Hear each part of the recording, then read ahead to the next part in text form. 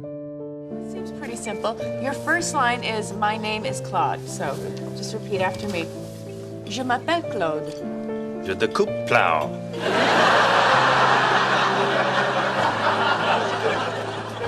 Let's try it again. Okay. Je m'appelle Claude. Je déplie blue.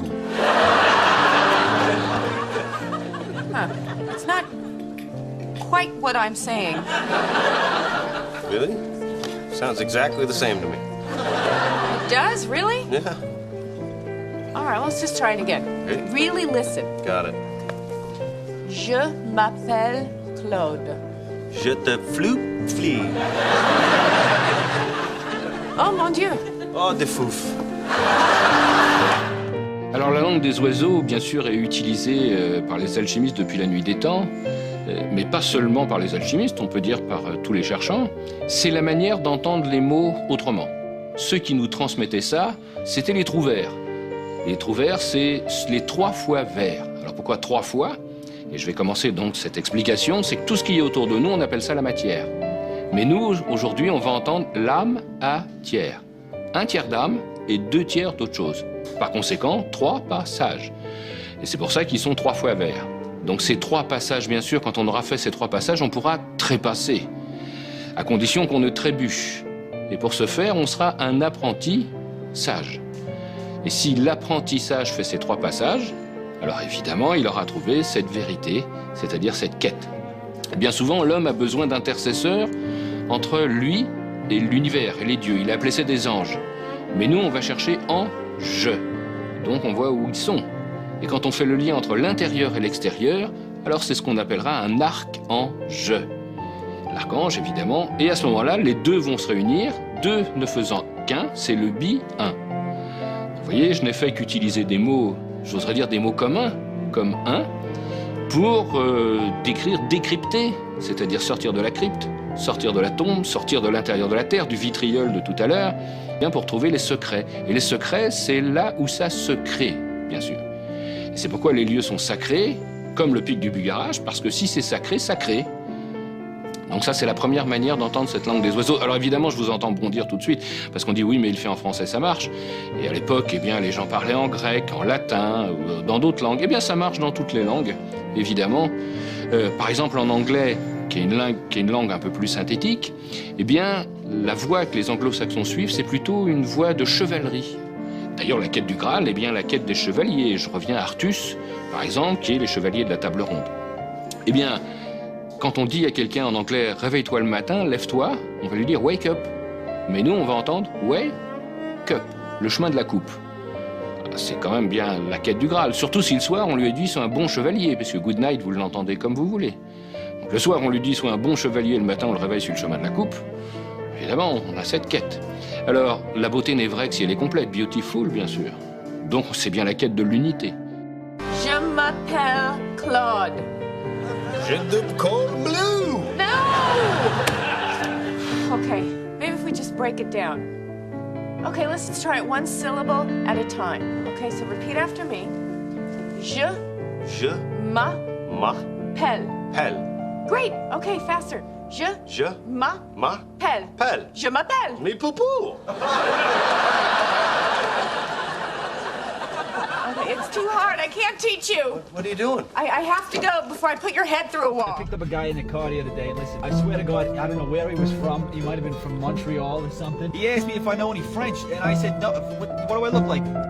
God? I don't know French. Does God know French? Probably knows French. What do you think? I know all the languages? Do you think I know French? No, I know New York. I'm from New York. You know, we learned some stuff in school. We learned a different language. We had a chance between, we had a German, or we had Russian, or we had Spanish, and I chose Spanish. I gotta tell you something about the French number system, how they count to 100. It's absolutely bonkers, man. You're not gonna believe it. Everything from 1 to 16 is fine. They got their own names for it. It's like un, dux, Traz, cat, I don't know what it is, but it's something. They got the same numbers for it. When you get to 16, for some reason, some arbitrary number like 16, they say, hey, the rest of it, we're gonna do some random now. So instead of 17, what you'd expect, they go 10-7, then they go 10-8, then they go 10-9, then they go to 20. So that's fine, they have 20.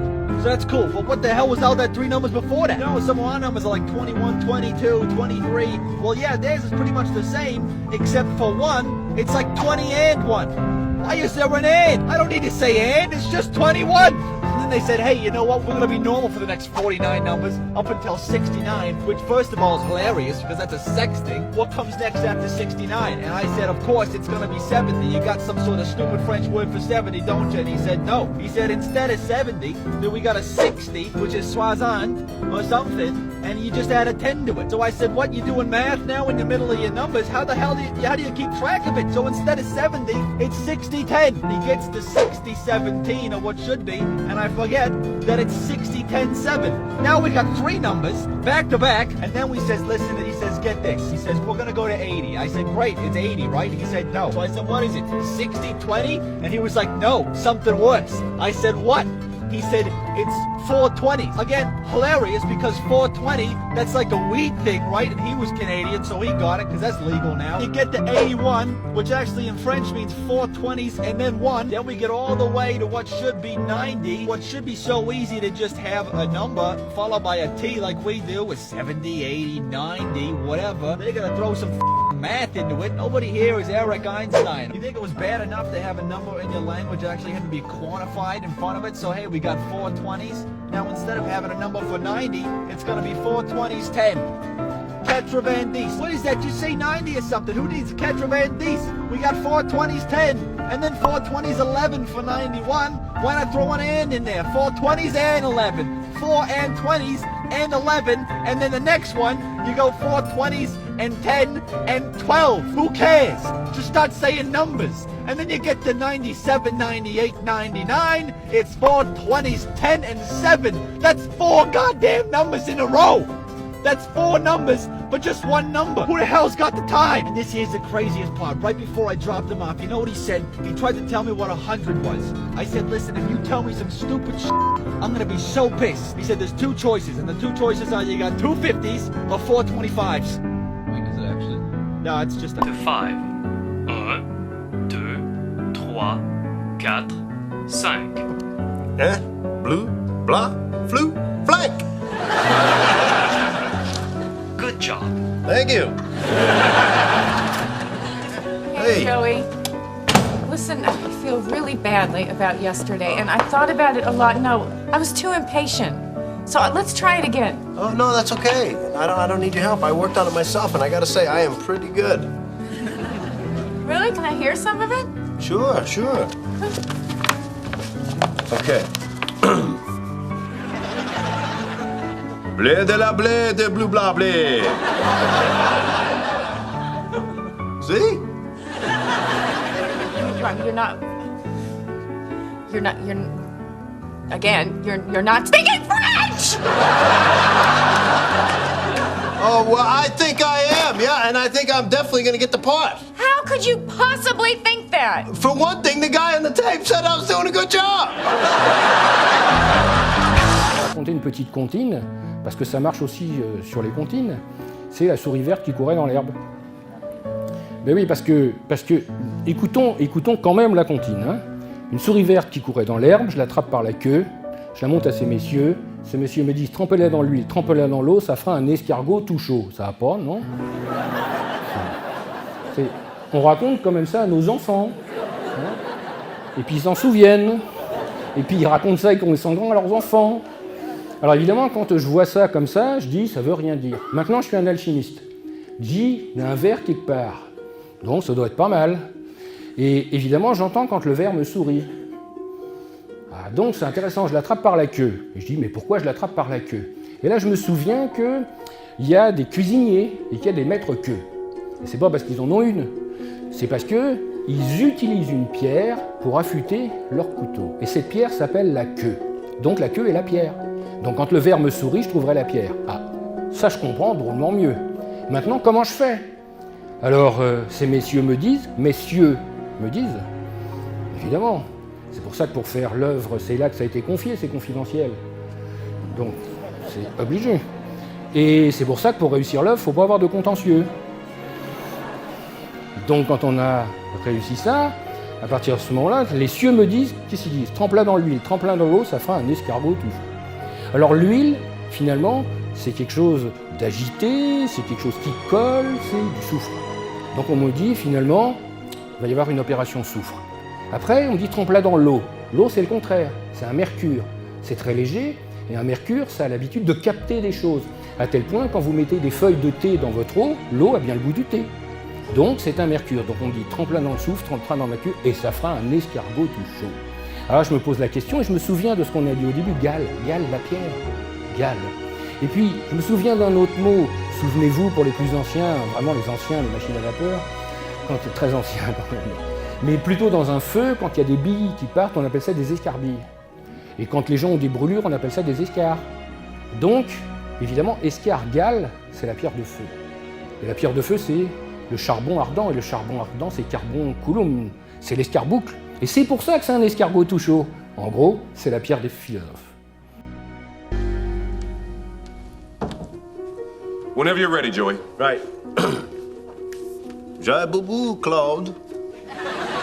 C'est le poulet, la loup, bla, blue. I'm sorry, what's going on? Dude, come on, French it up. Joey, do you speak French? Tout le s'more.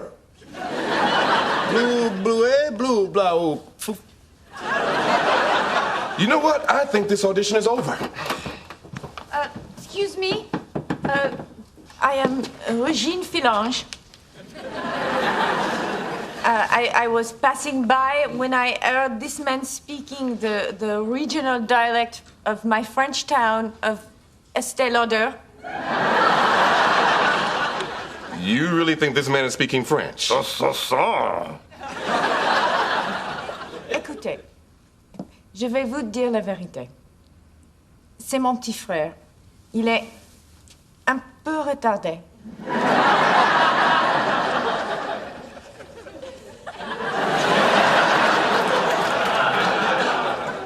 Alors, si vous pouviez jouer le jeu avec lui. Good job, little buddy. That was some really good French. But I think we're going to go with someone else for the part. Oh, okay. All right. But my French was good? It was great. Dude. Merci, au revoir. Yeah, tout le fruit. En réalité, il n'y a pas qu'une ombre, mais il y en a 7. Parce qu'il n'y a pas qu'une sphère, mais il y en a 7. Et ça veut dire que chaque produit est composé de 7 ombres. Si je prends du plomb, le métal plomb, il a 7 ombres. L'alchimiste va travailler avec, il va retirer une ombre, et s'il retire une ombre, ça y est, ça devient de l'étain. C'est ça la transmutation. La transmutation n'est pas transformation. Transformation, c'est prendre une forme pour faire une autre forme. La transmutation, c'est prendre une forme pour la faire disparaître ou changer sa nature. Je retire encore une ombre, ça devient du fer, et ainsi de suite. Si je retire 6 ombres, ça devient l'or. Parce que c'est un métal précieux, il est près des cieux. Et si je retire la dernière ombre, alors cette matière devient lumière. Et ça, c'est le but de l'alchimie. C'est de transmuter la matière en lumière en retirant toutes ces ombres. Donc, par conséquent, le chimiste, lui, va travailler sur les ombres, alors que l'alchimiste va travailler sur l'obstacle. En hébreu, l'obstacle, il a un nom, il s'appelle Shatan, Satan. C'est ça ce qu'on a, quand on a parlé de Satan, c'est l'ombre. C'est l'obstacle qui empêche la lumière de passer, qui projette une ombre. Et l'ombre projetée, c'est Lucifer. C'est pour ça qu'on l'appelle le porteur de lumière, parce que c'est une ombre portée. Et le travail initiatique, justement, c'est de se retourner. C'est-à-dire, si je me retourne vers la lumière, ben, il n'y a plus d'ombre.